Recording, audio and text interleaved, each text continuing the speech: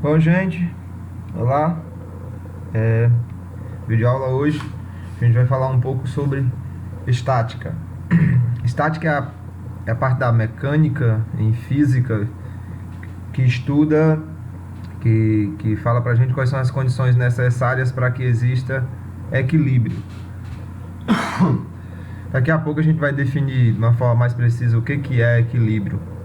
Antes disso, a gente precisa conhecer alguns conceitos novos que vão ser usados aqui no trabalho com a estática. Primeiro conceito novo e extremamente importante que a gente vai definir agora é o conceito de centro de massa. Centro de massa é um conceito extremamente importante, como eu acabei de dizer, quando você trata de corpos extensos, corpos que não podem ser representados por um único ponto, porque o tamanho deles é muito grande em comparação ao restante do sistema, ok? Então, sempre que você tratar de corpos extensos, o centro de massa é um conceito importante. Por quê? Porque o centro de massa vai permitir que você modele aquele corpo extenso em algumas circunstâncias como se fosse uma partícula, certo? Como se fosse um ponto. Por quê? Porque a definição do centro de massa é que o centro de massa de um sistema físico é um ponto geométrico que se comporta como se toda a massa do sistema estivesse concentrada nele. Preste atenção, é um ponto geométrico, ele não necessita nem ser um ponto do objeto. Ele é um ponto geométrico que se comporta como se toda a massa do sistema estivesse concentrada nele. Qual a importância desse conceito? A gente pode lidar no dia a dia com alguns sistemas, algumas situações que parecem não respeitar as leis da física. Deixa eu esclarecer isso para você. Imagine você jogando numa direção oblíqua um objeto como esse aqui, um cilindro. Ok? Ou um martelo, ou uma tábua de madeira, você joga essa tábua de madeira no ar. A gente sabe que depois que a tábua de madeira, o martelo ou o cilindro aqui saem da sua mão, desprezando por enquanto a resistência do ar, a única força que vai atuar neste objeto enquanto ele voa, enquanto ele faz o trajeto dele, é a força-peso. E a gente viu nos estudos anteriores que se a gente tem uma massa próxima à superfície da Terra e essa massa se move exclusivamente sob efeito da gravidade, ou seja, da força-peso, ela vai descrever um movimento parabólico. Isso é conhecido, é estabelecido. Contudo, se você observar alguns pontos do objeto que você acabou de arremessar, como por exemplo esses pontos que eu estou destacando aqui, e nessa figura aqui a gente foi generoso porque o movimento dele tem até um certo comportamento, mas em geral, se você jogar um cilindro desse no ar, ele vai girando feito uma carrapeta tonta. Então, esses pontos que eu estou destacando aqui, para ficar bem notável, que são os pontos da extremidade, você vai perceber que eles não vão necessariamente desenvolver uma parábola. E aí a coisa parece esquisita, por quê? Porque esse sistema está sujeito unicamente... O sistema como um todo está sujeito unicamente à força gravitacional. Como consequência disso, o sistema deveria se mover num movimento parabólico.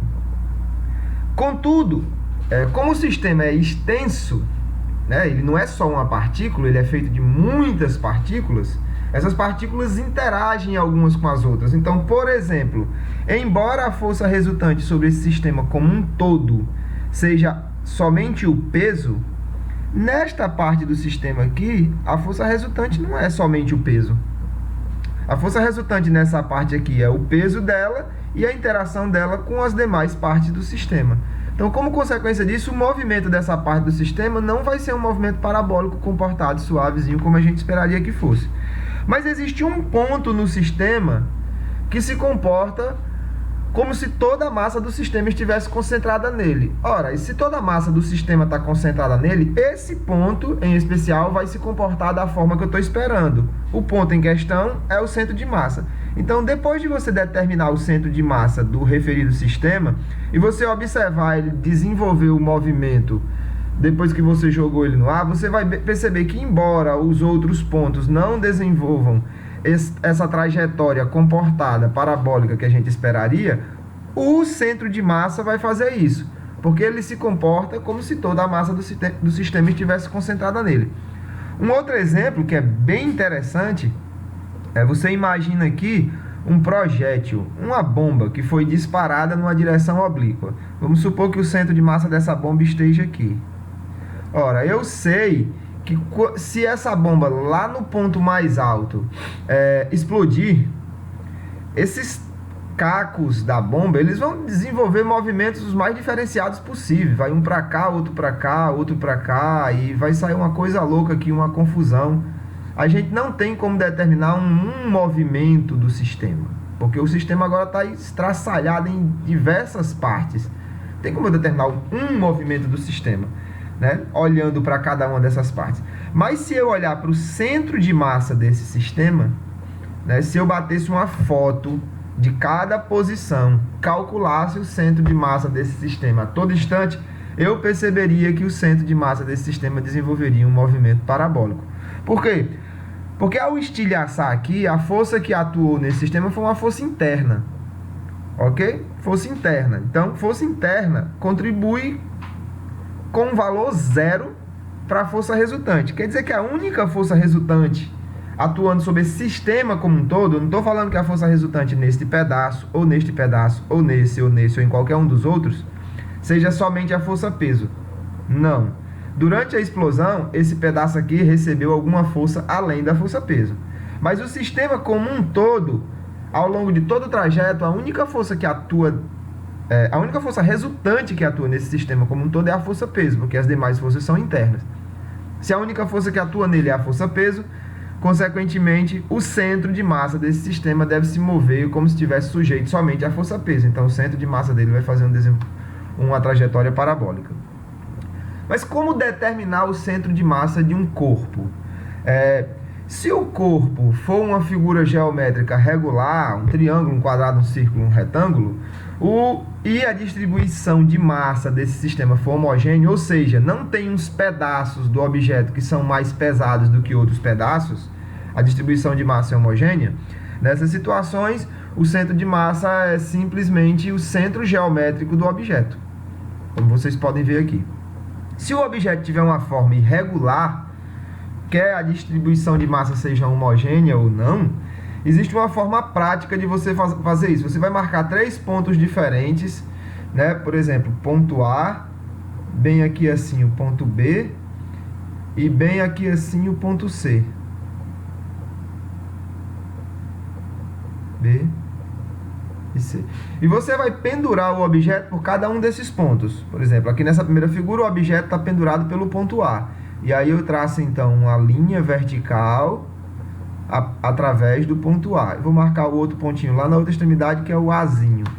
Depois eu penduro o objeto pelo ponto B. Perceba que aquela linha que eu marquei, a linha Azinho, está aqui ela. Depois eu penduro o objeto pelo ponto B e faço a mesma coisa. Depois eu penduro o objeto pelo ponto C e faço a mesma coisa. Onde essas 3 linhas se cruzarem, é o centro de massa desse objeto. Ok?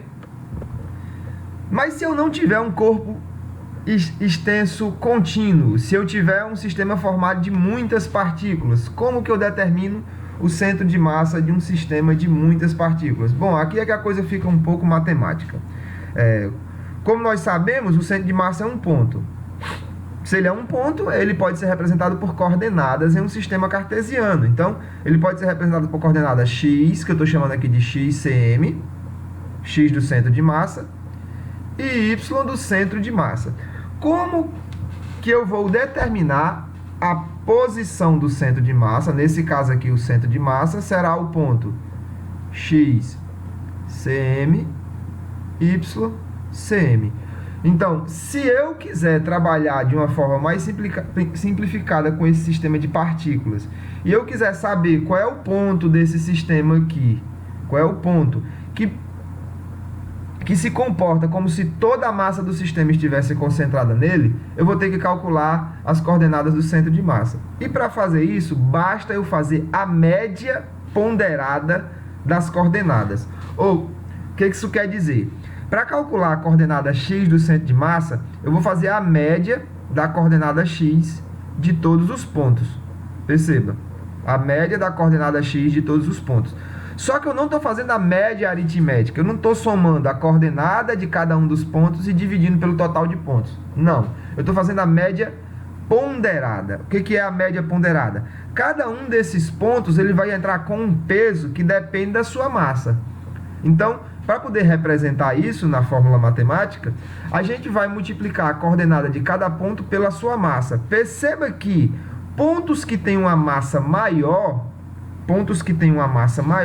vão contribuir mais para a coordenada do centro de massa, ok? Por exemplo, se esse ponto A tivesse uma massa 100, então eu teria 100 vezes a coordenada do ponto A, e supondo que os outros pontos todos tivessem uma massa de 1 kg, eu ia ter uma vez xb, uma vez xc, uma vez xd, uma vez xe.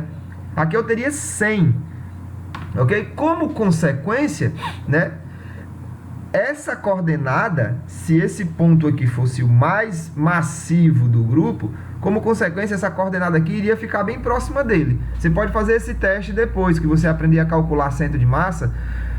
Pegue aí 3 pontos, um deles com uma massa muito grande e os outros 2 com uma massa bem pequena. E calcule a coordenada do centro de massa, tanto a coordenada x como a coordenada y. Você vai perceber que o centro de massa vai ficar muito mais próximo do objeto com mais massa. Por quê? Porque o centro de massa é um ponto que se comporta como se toda a massa do sistema estivesse concentrada nele. Só que se você tem um sistema, por exemplo, formado pelo Sol e pela Terra, e eu pedisse para você determinar o centro de massa, um ponto que se comporta como se toda a massa desse sistema estivesse concentrada nele, esse ponto é aproximadamente o centro do Sol. Porque quase toda a massa desse sistema está concentrada muito aproximadamente perto do centro do Sol. Ok? Então é a média ponderada. Quando você faz a média ponderada usando as massas como peso, você divide pela massa total do sistema. Isso vai lhe dar a posição x do centro de massa, isso vai lhe dar a posição y do centro de massa. Então é importante que você perceba isso. Quando você calcula o centro de massa de sistemas contínuos ou não, você vai perceber que a posição do centro de massa vai sempre ser muito próximo ou mais próximo dos objetos ou das partes mais massivas do sistema. E se eu tiver que determinar o centro de massa de um monte de figura extensa? Eu tenho um monte de figuras. Aqui um retângulo, um triângulo e um círculo. Eu quero determinar o centro de massa desse sistema. Então é simples. Eu determino o centro de massa de cada um deles. Como eles são figuras regulares, é só pegar o centro geométrico. Se eles não fossem figuras regulares, eu calcularia o centro de massa por aquele método gráfico, aquele método prático. E depois que eu tiver determinado o centro de massa de cada um, observe aqui, a figura 1 tem uma massa 1 e um centro de massa M1. Faço tudo isso. Depois, para encontrar o centro de massa do sistema todo, eu vou fazer a média ponderada dos centros de massas de cada parte. Ok? É importante que você perceba, que você entenda a necessidade, a relevância que tem o centro de massa. Quando se trata de descrever sistemas com corpos extensos, sujeitos a forças externas, a gente vai perceber que a enorme maioria dos pontos do sistema não vão se comportar como a gente esperaria que eles se comportassem sob a ação de uma única força externa, né? Mas o centro de massa se comporta daquela forma, como a gente falou lá no primeiro slide, na figurinha do cilindro que estava voando.